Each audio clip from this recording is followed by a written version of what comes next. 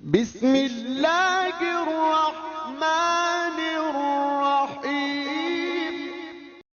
میں ہندوستان ہوں، ہمالیہ میرے سرحدوں کا محافظ ہے اور گنگا میرے جسم میں پھرتی ہے، اور میرے سینے میں ایک اسم دھڑکتا ہے جسے زمانہ سلطان الدین حضرت خواجہ غریب نواز معین الدین حسن چشتی کے نام سے پہچانتا ہے۔ آپ کا شجرہ نسب تاریخ نے اپنے دامن میں کچھ یوں لکھا ہے: حضرت امام علی علیہ السلام، ان کے بیٹے حضرت امام حسین علیہ السلام، ان کے بیٹے حضرت امام زین العابدین علیہ السلام، ان کے بیٹے حضرت امام محمد باقر علیہ السلام، ان کے بیٹے حضرت امام محمد جعفر صدیق علیہ السلام، ان کے بیٹے حضرت امام موسیٰ کاظم علیہ السلام، ان کے بیٹے حضرت امام علی موسیٰ رضا علیہ السلام، ان کے بیٹے حضرت امام محمد تقی علیہ السلام، ان کے بیٹے حضرت امام علی نقی علیہ السلام، ان کے بیٹے حضرت موسیٰ، ان کے بیٹے حضرت عسکری، ان کے بیٹے حضرت مہدی، ان کے بیٹے حضرت خواجہ عبدالعزیز حسین، ان کے بیٹے حضرت خواجہ نظام الدین طاہر، ان کے بیٹے حضرت حسن احمد، ان کے بیٹے حضرت احمد حسن، ان کے بیٹے حضرت خواجہ غیاث الدین حسن، ان کے بیٹے حضرت خواجہ غریب نواز معین الدین چشتی رحمۃ اللہ علیہ۔ آپ کی ولادت سے پہلے آپ کے والد حضرت خواجہ غیاث الدین کو حضرت محمد صلی اللہ علیہ وسلم خواب میں آئے اور آپ کو خوشخبری دی کہ آپ کے باطن سے ایک ایسا شخص پیدا ہوگا جو کہ اللہ کا ولی ہوگا اور وہ ہزاروں لوگوں پر مہربان ہوگا۔ اس کے بعد جو ہے وہ آپ علیہ السلام بہت زیادہ دعائیں کرتے کہ میرا یہ خواب جلد سے جلد پورا ہو جائے۔ پھر 14 رجب المرجب 530 ہجری کو بمطابق 18 اپریل عیسوی بروز ہفتہ مغرب کے وقت پہاڑ شہر کے ایک قصبے سنچر میں اللہ کے اس پیارے اور نیک ولی کی آمد ہوئی اور حضرت خواجہ غیاث الدین کا خواب پورا ہوا اور اللہ نے انہیں ایک نیک ولی عطا فرمایا جن کا نام حضرت غریب نواز خواجہ معین الدین چشتی تھا۔ حضرت غریب نواز معین الدین چشتی کی آمد ہوئی تو آپ کے والد بے انتہا خوش تھے، اور جب لوگوں نے اس خوشی کی وجہ جاننا چاہی تو آپ نے وہ خواب سب کو سنایا جو حضرت محمد صلی اللہ علیہ وسلم نے آ کر ان کو خوشخبری دی تھی۔ آپ کی ولادت ہوئی تو آپ کے سینے پہ ایک تل تھا جس کی شبیہ جو ہے وہ اللہ کے نام کے جیسی تھی۔ سے ہی آپ کو جو ہے وہ عبادت کرنے کا بہت شوق تھا اور جو ہے پورا خاندان آپ پر فخر کرتا تھا، اور آپ اپنے والد سے کہتے تھے کہ بابا صاحب مجھے ایسا کیوں لگتا ہے ہو گیا، اور آپ کو جو ہے پنچ کی اور ایک باغ جو ہے وہ ورثے میں ملا۔ آپ نے وہ باغ غریبوں میں تقسیم کر دیا اور پھر آپ قرآن حفظ کرنے کے لیے بخارا شریف آ گئے اور وہیں پہ اپنی تعلیم جو ہے وہ جاری رکھی۔ بغداد میں گھومتے گھومتے جنید بغدادی کی مسجد آئے تو دیکھا خواجہ عثمان ہرگنی اللہ کی مخلوق کی اصلاح کر رہے ہیں، اور ان کا انداز گفتگو اور چہرے کا نور خواجہ معین الدین رحمۃ اللہ علیہ نے جب دیکھا تو قریب آ کر بیعت کر لی اور عرض کیا کہ میں آپ کی مریدی میں آنا چاہتا ہوں، اور جس انداز گفتگو سے آپ لوگوں کی اصلاح کر رہے ہیں میں بھی کرنا چاہتا ہوں۔ تو بس آپ کو اپنا مرید بنا لیا اور آپ کافی سال تصوف کا درس لیتے رہے۔ ایک دن حضرت عثمان نے کہا معین الدین حج پر چلو گے؟ تو آپ نے کہا اے میرے حضور اس سے بڑھ کر میرے لیے کیا ہوگا؟ تو بس دونوں اللہ کے ولی اللہ کے گھر کی طرف روانہ ہو گئے، اور جب طواف کرنا شروع کیا تو حضرت عثمان غنی آپ کا ہاتھ پکڑ کر 7واں چکر ختم کیا اور کہا اے میرے اللہ میں اس معین الدین کو تیرے حضور پیش کرتا ہوں، میرے سب مریدوں میں سب سے پاک دامن اور نیک اور صاف والا یہی ہے، تو اس سے وہ کام لے جو تو چاہتا ہے۔ اور پھر آپ روضہ رسول صلی اللہ علیہ وسلم کی طرف روانہ ہو گئے۔ روضہ رسول صلی اللہ علیہ وسلم کے سامنے آ کر حضرت خواجہ عثمان نے حضرت معین الدین کا ہاتھ پکڑا اور کہا، یا رسول اللہ صلی اللہ علیہ وسلم، یہ معین الدین امت کے غریبوں سے بہت پیار کرتا ہے۔ اگر کوئی غریب اس کے سامنے آ جائے تو اس کو کبھی خالی نہیں جانے دیتا۔ یا رسول اللہ صلی اللہ علیہ وسلم، اس کے وجود میں جو فیض چھپا ہوا ہے اس کو آشنا کر اور اس کو اس کی منزل سے ملا دے۔ بس یہ دعا مانگ رہے تھے کہ اتنی دیر میں خواجہ عثمان نے حضرت معین الدین کی پیشانی کو چومنا شروع کیا۔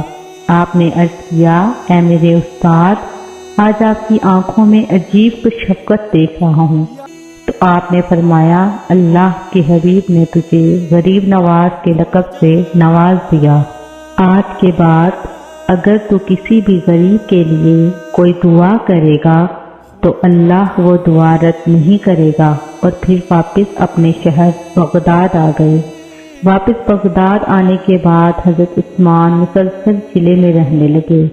اور پھر آپ نے دین کو کہا کہ جاؤ، تمہیں اجازت دیتا ہوں۔ پھر آپ علیہ السلام جگہ جگہ گاؤں، قصبوں اور شہروں میں گئے اور جہاں جاتے لوگ آپ کی بیعت کرتے۔ اور پھر حج کا زمانہ آ گیا اور آپ علیہ السلام اپنے مریدوں کے ساتھ حج پر گئے۔ اور پھر روضہ رسول صلی اللہ علیہ وسلم پر بیٹھ کر دعا کرتے رہے کہ اے اللہ کے رسول صلی اللہ علیہ وسلم، اب میرے لیے کیا حکم ہے؟ یہاں تک کہ سارا دن گزر گیا اور رات کو جب سوئے تو خواب میں دیکھا کہ آپ صلی اللہ علیہ وسلم آتے ہیں اور فرماتے ہیں، اے معین الدین، جاؤ، میں نے تمہیں ہند کی سلطنت عطا کی، جاؤ اور وہاں لوگوں کی اصلاح کرو۔ تو بس آپ سیدھا بغداد آئے، بغداد کے بعد ملتان آئے، ملتان سے لاہور آئے اور پھر پٹیالہ، اور پٹیالہ سے اجمیر آ پہنچے۔ اجمیر کا اصل نام آجا میر ہے۔ آجا کہتے ہیں سورج کو اور میر کہتے ہیں پہاڑ کو۔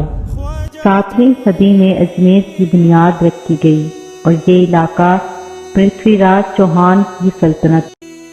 بغداد میں گھومتے گھومتے جنید بغدادی کی مسجد آئے تو دیکھا خواجہ عثمان ہرگنی اللہ کی مخلوق کی اصلاح کر رہے ہیں، اور ان کا انداز گفتگو اور چہرے کا نور خواجہ معین الدین رحمۃ اللہ علیہ نے جب دیکھا تو قریب آ کر بیعت کر لی اور عرض کیا کہ میں آپ کی مریدی میں آنا چاہتا ہوں، اور جس انداز گفتگو سے آپ لوگوں کی اصلاح کر رہے ہیں میں بھی کرنا چاہتا ہوں۔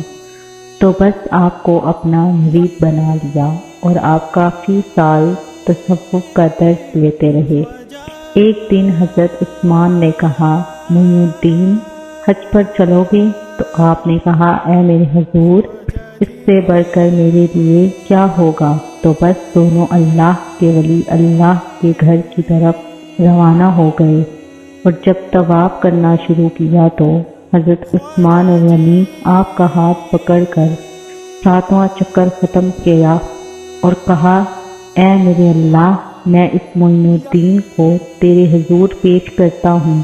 میرے سب مریدوں میں سب سے پاک دامن اور نیک و صاف والا یہی ہے، تو اس سے وہ کام لے جو تو چاہتا ہے۔ اور پھر آپ روضہ رسول صلی اللہ علیہ وسلم کی طرف روانہ ہو گئے۔ روضہ رسول صلی اللہ علیہ وسلم کے سامنے آ کر حضرت خواجہ عثمان نے حضرت معین الدین کا ہاتھ پکڑا اور کہا، یا رسول اللہ صلی اللہ علیہ وسلم، یہ معین الدین امت کے غریبوں سے بہت پیار کرتا ہے۔ اگر کوئی غریب اس کے سامنے آ جائے تو اس کو کبھی خالی نہیں جانے دیتا۔ یا رسول اللہ صلی اللہ علیہ وسلم، اس کے وجود میں جو فیض چھپا ہوا ہے اس کو آشنا کر اور اس کو اس کی منزل سے ملا دے۔ بس یہ دعا مانگ رہے تھے کہ اتنی دیر میں خواجہ عثمان نے حضرت معین الدین کی پیشانی کو چومنا شروع کیا۔ آپ نے عرض کیا، اے میرے استاد، آج آپ کی آنکھوں میں عجیب کچھ شفقت دیکھ رہا ہوں۔ تو آپ نے فرمایا اللہ کے حبیب نے تجھے غریب نواز کے لقب سے نواز دیا۔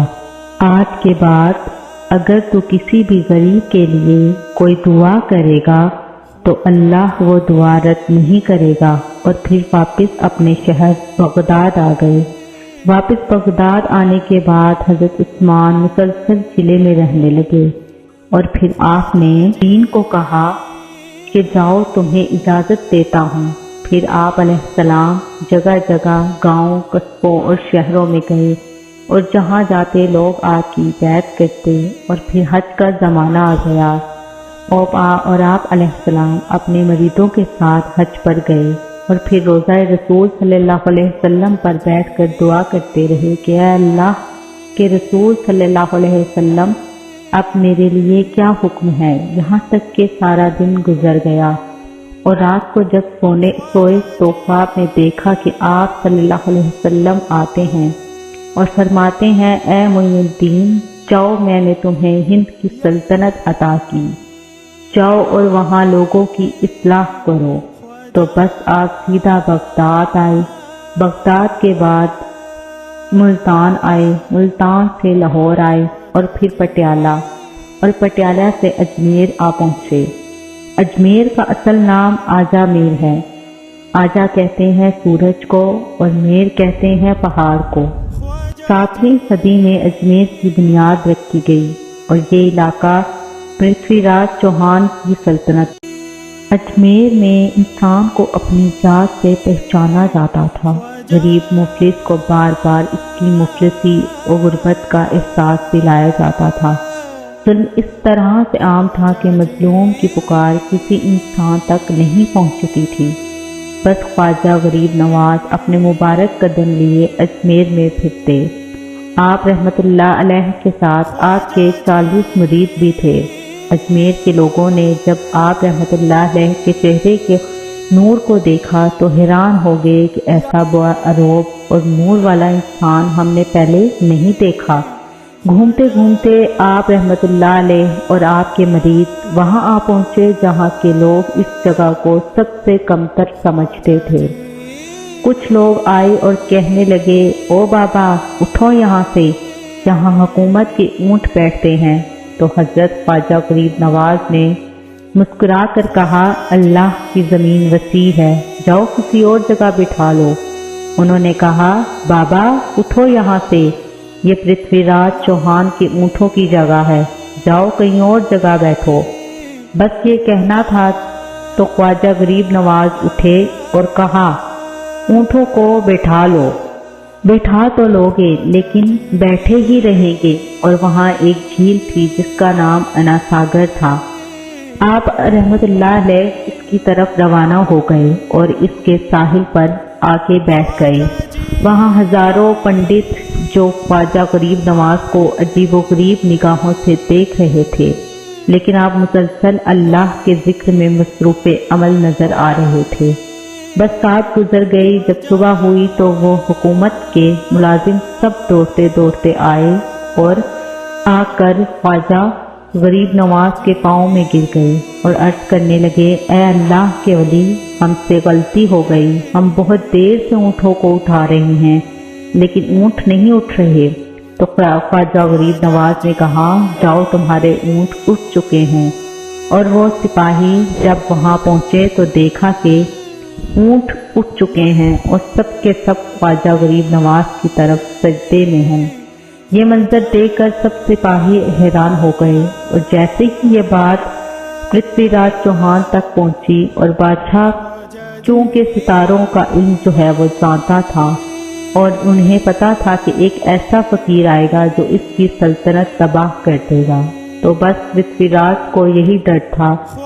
تو بس دن گزر گئے، بہت دن گزر گئے۔ ندی کے کنارے جو پنڈت تھے وہ راجا کے ہاں پیش ہوئے اور کہنے لگے ایک فقیر آیا ہے جو کہ ہم سے چھوٹا ہے اور وہاں ندی کا پانی استعمال کرتا ہے، وضو کرتا ہے اور نماز پڑھتے ہیں اور اسے خراب کرتے ہیں، اس کو وہاں سے اٹھایا جائے ورنہ ہم اس کو بہت ماریں گے۔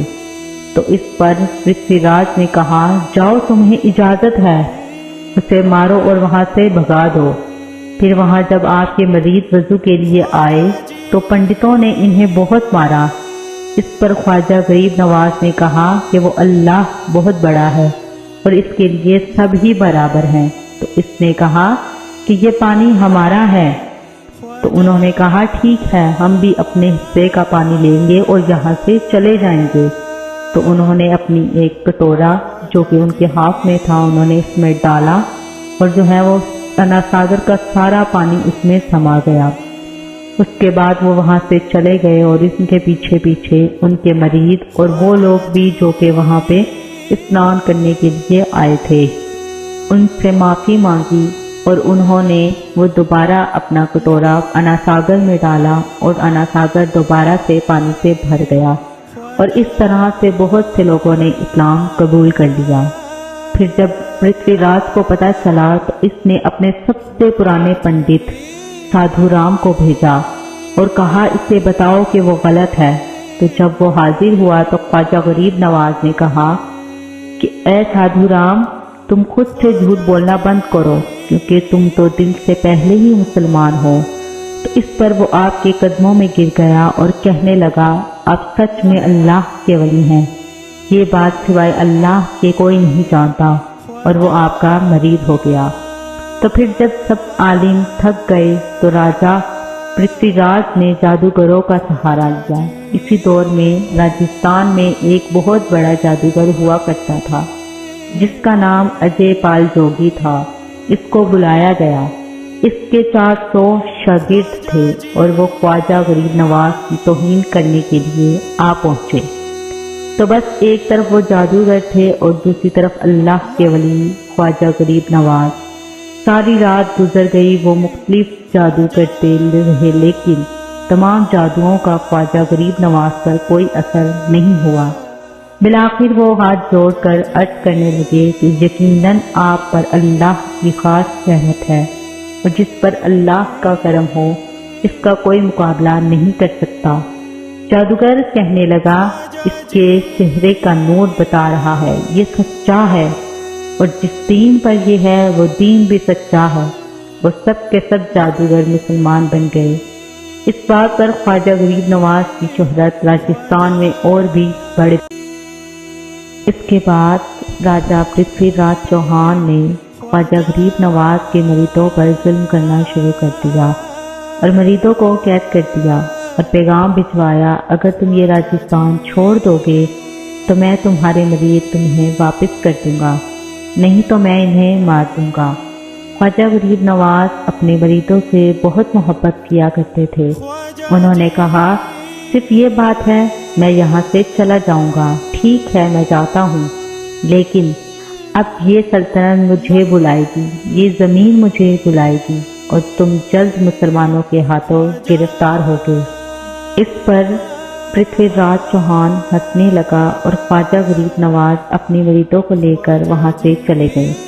ان دنوں شہاب الدین غوری جس کو پرتھوی راج چوہان سے بری طرح شکست کھا کر اپنی شکست پر دن رات روتا، ایک دن اس نے خواب میں دیکھا اللہ کا ولی آیا اور کہنے لگا اے شہاب الدین اٹھو جاؤ پرتھوی راج چوہان سے جنگ کرو، وہ جلد تمہارے ہاتھوں قید ہوگا۔ تو بس وہ افغانستان سے چلا اور راجستھان پر قابض ہو گیا اور پرتھوی راج چوہان کو قید کر دیا۔